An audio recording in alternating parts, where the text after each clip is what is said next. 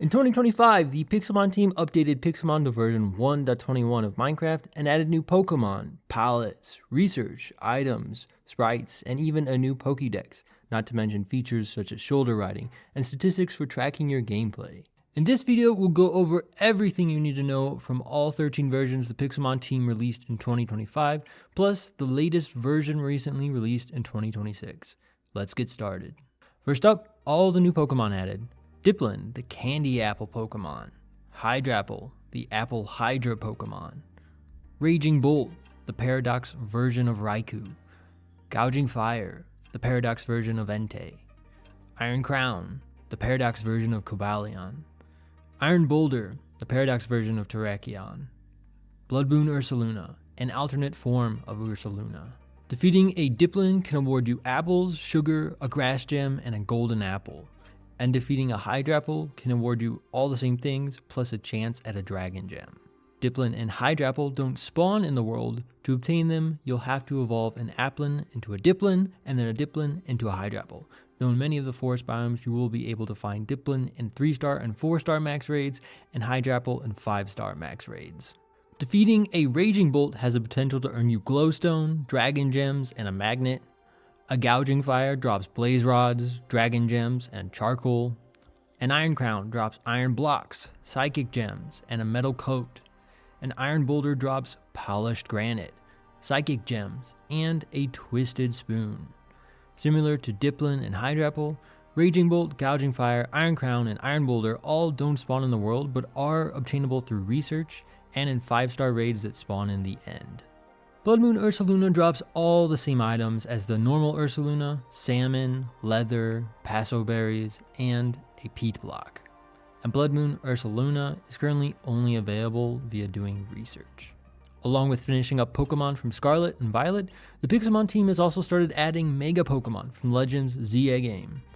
Mega Starmie, Mega Dragonite, and Mega Chandelure. And they've brought back Mega Evolving outside of battle, so instead of a move skill, you can now right-click your Pokemon with the Mega Stone. This will keep your Pokemon Mega Evolved for 8 hours and put the Mega Stone on a cooldown, which you can see by hovering over it.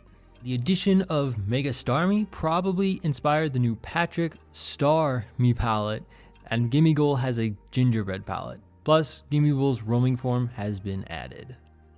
And Zorora has a new strike palette that can be found in the Ultra Plant biome at night. There's also finally haircuts for each Furfrou: Dandy, Debutante, Heart, Matrone, Star.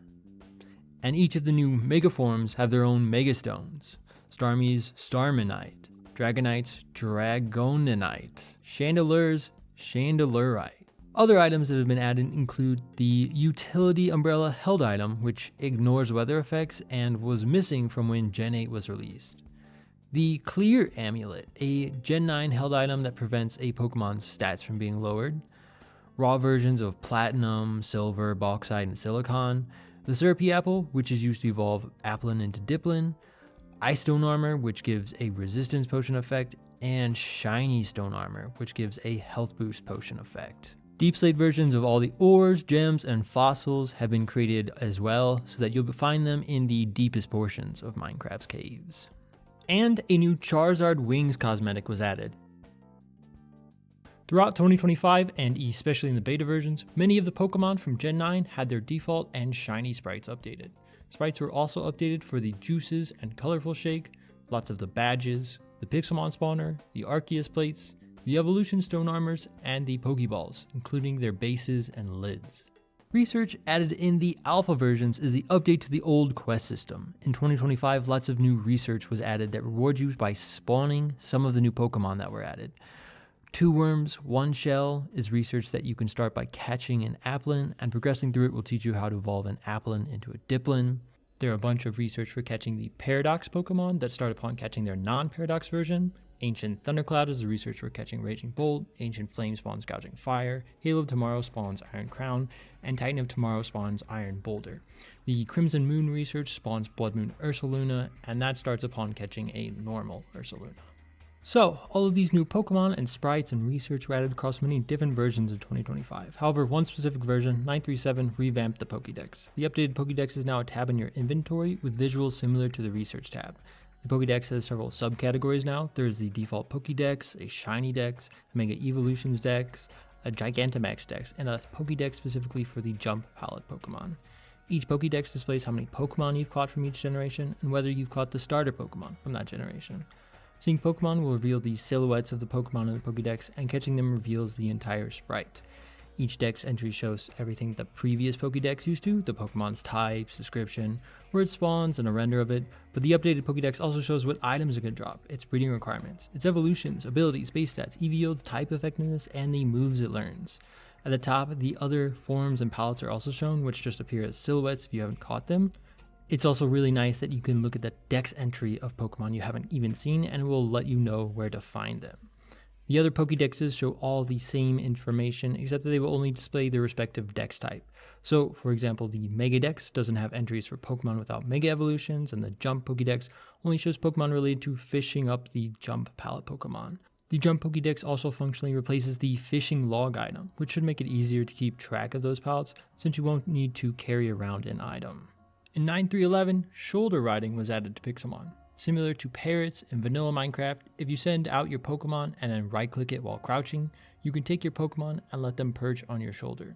They can stay there indefinitely, but taking damage and starting battles will knock them off your shoulder.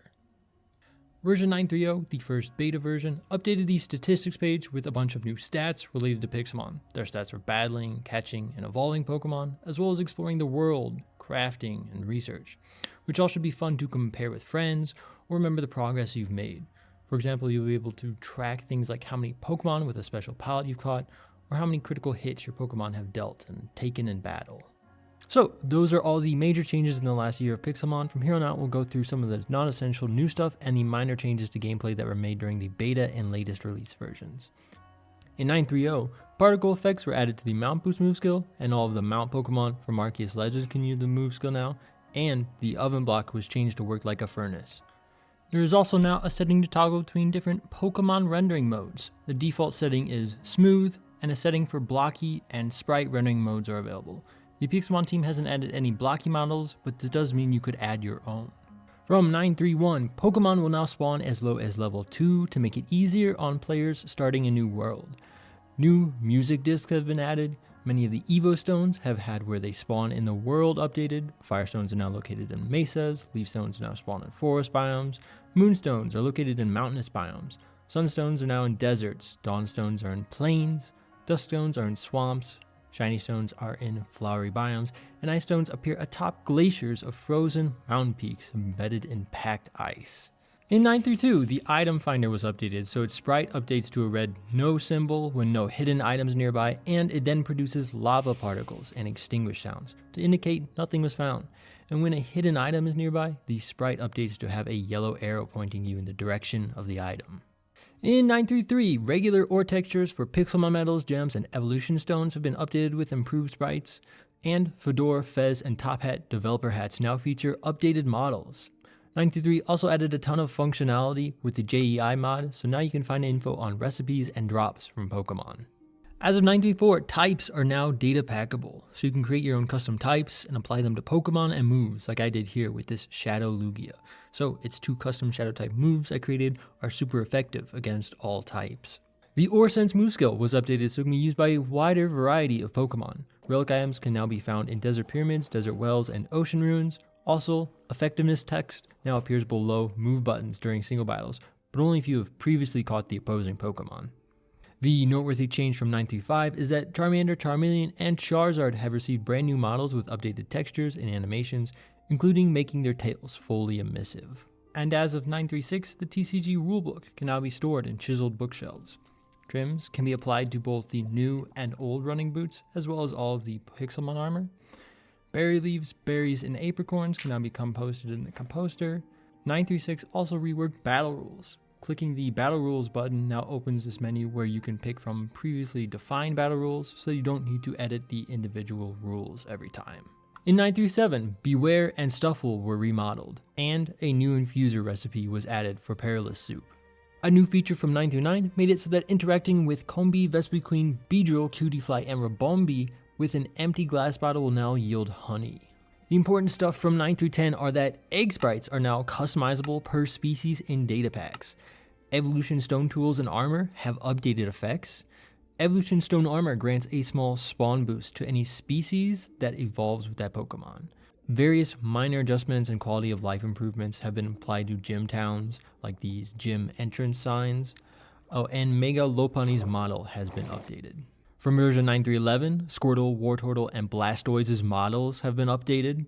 Version 9 through 12 overhauled the Pokeball capture and send out animations and added a new Pokeball rendering mode setting that switches Pokeballs between smooth, blocky, and sprite models. It also added a new keybind to instantly open the summary screen of your currently selected Pokemon. The minor changes from 9.3.14 made it so that level 25 arena NPCs will sometimes spawn as double battle NPCs. Multiple level ups from a single EXP gain are now summarized on one stat screen instead of spamming several in a row. And the Pokebattle command has been fully rewritten, so the /spectate command has been renamed to /Pokebattle spectate. And lastly, Pokemon now have the ability to rotate their heads, which you can most easily see when you hold a rare candy. And that's it. That was everything you need to know about Pixelmon's 2025 updates. Please like and subscribe, and thanks for watching. See ya.